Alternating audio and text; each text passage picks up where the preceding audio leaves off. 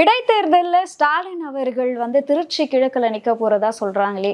அப்படி ஒரு அதாவது முன்னாள் முதலமைச்சரா இருந்த ஒரு ஆள் இடைத்தேர்தல் நிக்கிறத நீங்க எப்படி சார் பாக்குறீங்க? நிக்க போறதா சொல்றாங்க, இன்னும் கன்ஃபார்ம் ஆகல. ஒருவேளை நின்னால் இன்னும் கொஞ்சம் ஓய்வு எடுக்கலாம் அவரு. அதுக்கு என்ன அர்த்தம் சார்? போட்டியிடாம இருக்கிறது நல்லதுன்னு அர்த்தம். ஏன், எதனால அப்படி சொல்றீங்க? இல்லை, திமுகவுக்கு இப்போ பார்த்தீங்கன்னா இந்த ஜென்சின்னு சொல்லுவாங்க இல்லையா, இந்த ஜென்சி கிட்ஸ் ஒரு இதை உருவாக்குறாங்க. அதை இப்போதைக்கு திமுகவுக்கு வேலை ஆகாது. ஒருத்தரை பார்த்து காப்பி அடிச்சு, நான் என்ன சொல்கிறேன், இத்தனை ஆண்டு காலம் நீங்கள் கட்சி நடத்தின நீங்கள் விஜய்னு ஒருத்தர் வந்ததுக்கப்புறம் இந்த ஒரு தோல்விக்கு அப்புறம் தான் நீங்கள் கட்சிக்கு இளைஞர்களை கொண்டு வரணுன்னே நீங்கள் முடிவே செய்கிறீங்க. அப்போ அதுக்கு உங்களுக்கு தாவேக்கா தேவைப்படுது, விஜய் தேவைப்படுறாரு இல்லையா? இது இப்போ தான் நீங்கள் ஆரம்பிக்கிறீங்க. அடுத்த தேர்தல் இடைத்தேர்தலையா நீங்கள் போட்டியிருக்கிறீங்க. இருந்தாலும் போட்டிடுறது அவங்க உரிமை.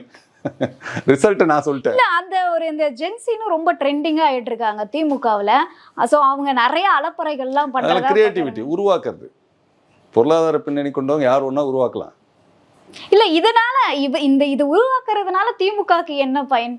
சும்மா பப்ளிசிட்டி தேடிக்கிறாங்க. நீங்க தான் சொன்னீங்களே, திமுக இன்ஸ்டாகிராம் வச்சுதான் விஜய் ஆட்சிக்கு வந்தார், ரீல்ஸ் வச்சுதான் வந்தாருன்னு. அந்த மாதிரி நாங்களும் இப்போ ட்ரை பண்றோம். நாங்கள் ஒரு முயற்சி பண்றோம், அது எங்களுக்கு சக்சஸ் ஆகுன்றோம் நம்பிக்கையில பண்றாங்க.